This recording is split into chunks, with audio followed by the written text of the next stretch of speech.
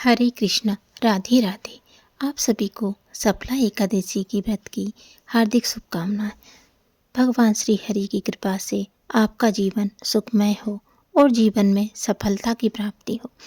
15 दिसंबर 2025 को सफला एकादशी व्रत है और आज की वीडियो में आप सुनने वाले हैं सफला एकादशी की पावन कथा। भगवान विष्णु जगत के पालनहारी हैं और जो भक्त इस व्रत का पालन करते हैं तो भगवान श्री हरि उन पर अपनी कृपा दृष्टि हमेशा बनाए रखते हैं। सफला एकादशी की व्रत कथा प्रारंभ। धर्मराज युधिष्ठिर कहने लगे कि हे जनार्दन, मैंने मार्गशीर्ष शुक्ल एकादशी अर्थात मोक्षदा एकादशी का व्रत सविस्तार वर्णन सुना। आप कृपा करके मुझे पूष माह के कृष्ण पक्ष की एकादशी के विषय में भी बतलाइए। इस एकादशी का क्या नाम है तथा इसके व्रत का क्या विधान है, इसकी विधि क्या है, इसका व्रत करने से किस फल की प्राप्ति होती, कृपया यह सब विधि पूर्वक कहिए। भगवान श्री कृष्ण बोले, पूष माह की कृष्ण पक्ष में आने वाली इस एकादशी को सफला एकादशी कहा जाता है।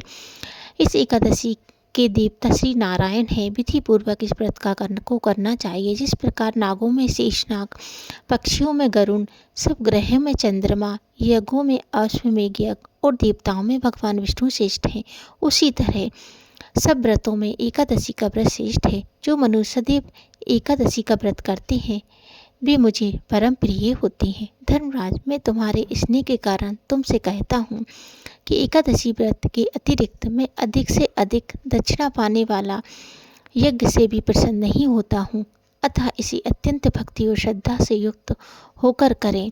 हे राजन, द्वादशी युक्त पोष कृष्ण एकादशी का महात्म्य तुम एकाग्रचित होकर सुनो। सफला एकादशी व्रत कथा अनुसार चंपावती नगरी में एक महिष्मान नाम का राजा राज्य करता था। उसके 4 पुत्र थे। उन सब में लुम्पक नाम वाला बड़ा राजपुत्र महापापी था। वह पापी सदा पर स्त्री और वैश्यागमन तथा दूसरे बुरे कर्मों में अपने पिता का धन नष्ट किया करता था। सदैव ही देवता, ब्राह्मण, वैष्णवों की निंदा किया करता था। जब राजा को अपने बड़े पुत्र के ऐसे कुकर्मों का पता चला तो उन्होंने अपने राज्य से निकाल दिया। तब वह विचारने लगा कि मैं कहाँ जाऊँ, क्या करूँ। अंत में उसने चोरी करने का निश्चय किया। दिन में वह वन में रहता और रात्रि को अपने पिता की ही नगरी में चोरी करता तथा प्रजा को तंग करने और उन्हें मारने का कुकर्म करता था। कुछ समय पश्चात सारी नगरी भयभीत हो गई। वह वन में रहकर पशु आदि को मारने लगा। नागरिक और राज्य के कर्मचारी उसे पकड़ लेते किंतु राजा के भय से छोड़ देते। वन में एक अति प्राचीन विशाल पीपल का वृक्ष था। लोग उसकी भगवान के समान पूजा करते थे। उसी वृक्ष के नीचे वह महापापी लुम्पक रहा करता था।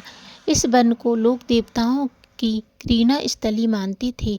कुछ समय पश्चात पोष कृष्ण पक्ष की 10वीं के दिन वह वस्त्रहीन होने के कारण शाम के चलते सारी रात्रि सो नहीं सका।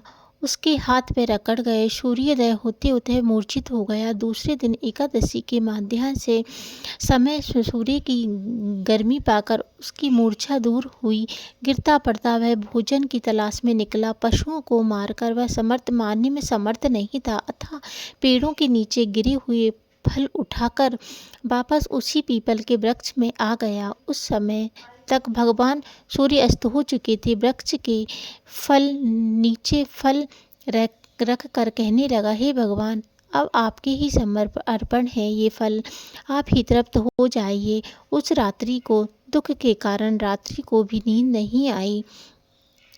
उसके इस उपवास और जागरण से भगवान अति प्रसन्न हो गए और उसके सारे पाप नष्ट हो गए। दूसरे दिन प्रातः एक अति सुंदर घोड़ा अनेक सुंदर वस्तुओं से सजा हुआ उसके सामने आकर खड़ा हो गया। उसी समय आकाशवाणी हुई कि हे राजन, राजपुत्र श्री नारायण की कृपा से तेरे पाप नष्ट हो गए हैं। अब तू अपने पिता के पास जाकर राज्य प्राप्त कर ले। ऐश्वर्य यह सुनकर यह अत्यंत प्रसन्न हुआ और दिव्य वस्त्र धारण करके भगवान आपकी जय हो कहकर अपने रास्ते चल दिए। अब लुम्पक शास्त्र अनुसार राज्य करने लगा। उसके स्त्री पुत्र आदि सारा कुटुंब भगवान नारायण की परम भक्त हो गया। वृद्ध होने पर भी वह अपने पुत्र को राज्य का भार सौंप कर वन में तपस्या करने चला गया।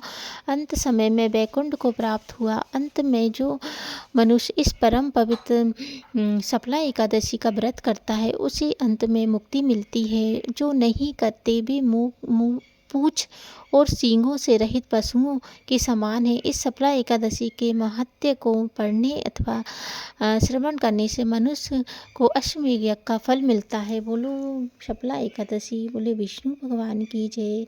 विष्णु भगवान आपकी सदैव सारी इच्छाएं पूरी करें। जय श्री कृष्ण।